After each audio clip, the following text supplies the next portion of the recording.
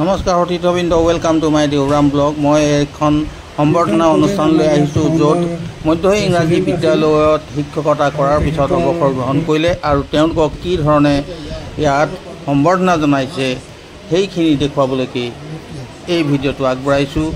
আপোনালোকে লক্ষ্য কৰক, চাওক ইমানবোৰ মানুহে তেখেতক এই সম্বৰ্ধনা জনাবলৈ বাবে উপস্থিত হৈছেহি।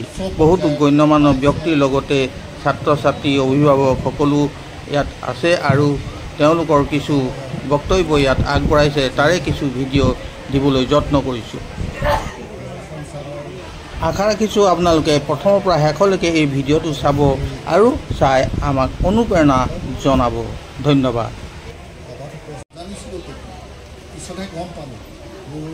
পঢ়াৰ ভাল হ'বৰ কাৰণে ছাৰসকলে মোক মৰম কৰিছিল।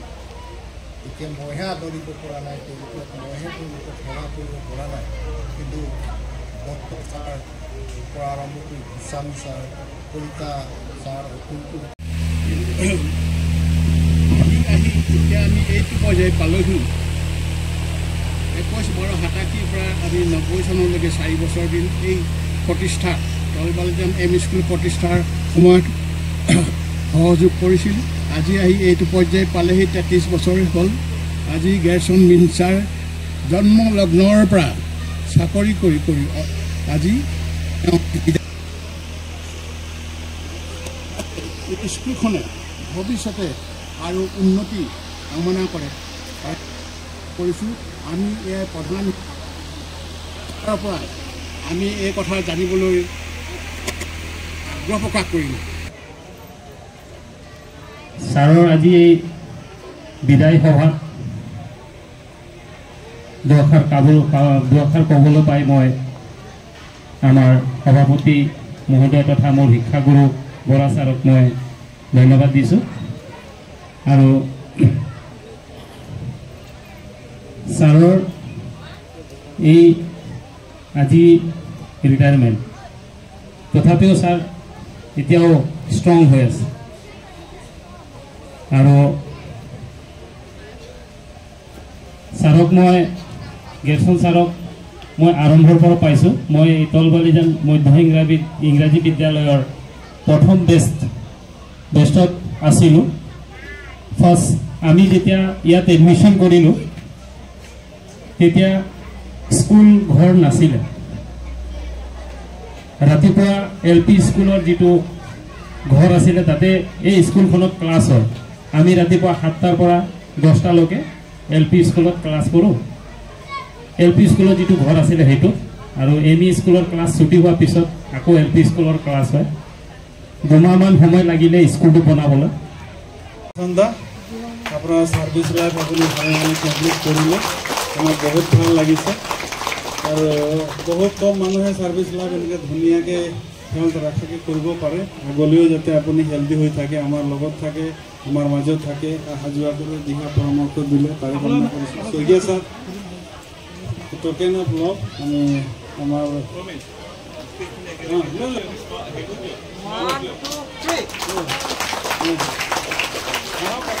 একেলগে কি হ'ম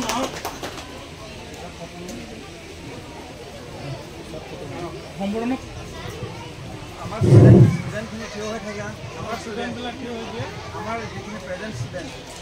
পৰম শ্ৰদ্ধাৰ আজি বিদায় সভাৰ সন্মানীয় সভাপতি মহোদয়, এই মঞ্চৰ আসন শুৱনি কৰা আমাৰ নিমন্ত্ৰিত অতিথিবৃন্দ, বিদায় প্ৰাৰ্থী শ্ৰদ্ধাৰ গেৰচন মিনচ ছাৰ, মঞ্চত উপবিষ্ট সমূহ অভিভাৱক অভিভাৱিকাসকল, ফাৰ্মাৰ ক্লাবৰ সদস্যসকল, মোৰ সহ শিক্ষকবৃন্দ, লগতে মোৰ অতিকৈ মৰমৰ প্ৰাক্তন ছাত্ৰ ছাত্ৰীৰ লগতে বিদ্যালয়ৰ ছাত্ৰ ছাত্ৰীসকল, আজি এই মঞ্চৰ পৰা সকলোলৈকে পোনপ্ৰথমে মই মান্যনুসাৰে শ্ৰদ্ধা, মৰম আৰু শুভেচ্ছা জনোৱাৰ লগতে বিদায় প্ৰাৰ্থী গেৰচন ছাৰলৈ মই আন্তৰিক অভিনন্দন জ্ঞাপন কৰিলোঁ। মই সম্বৰ্ধনা পত্ৰখন পাঠ কৰিবলৈ লৈছোঁ। তলবালিজান মধ্য ইংৰাজী বিদ্যালয়, তলবালিজান, কাৰ্বি আংলং, অসম। স্থাপিত 1988 চন। সম্বৰ্ধনা পত্ৰ। গুৰু ব্ৰহ্মা গুৰু বিষ্ণু গুৰুদেৱ মহেশ্বৰ গুৰু সাক্ষাৎ পৰম ব্ৰহ্ম তস্मै শ্ৰী গুৰুৱে নমঃ। প্ৰতি শ্ৰী গ্ৰেচন মিন্স সহশিক্ষক তলপালিজাং মধ্য ইংৰাজী বিদ্যালয়।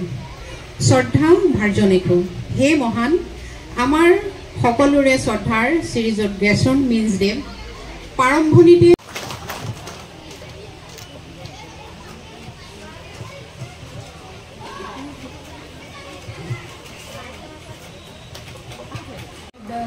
farewell of our beloved sir. I am reading this memento for you. Congratulations on your retirement. Proudly honoring a very special person, Mr. Grayson Minch.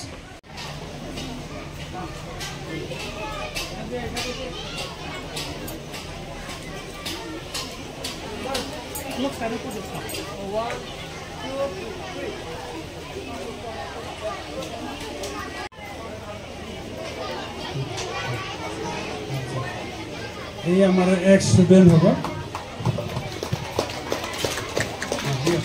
Vinod sir.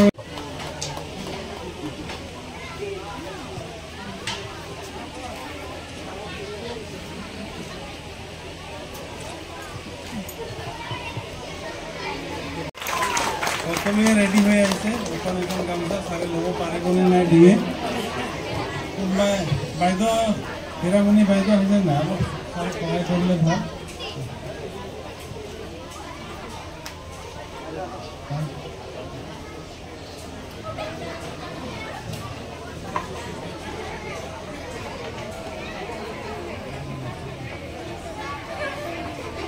Next, बैठो हाँ का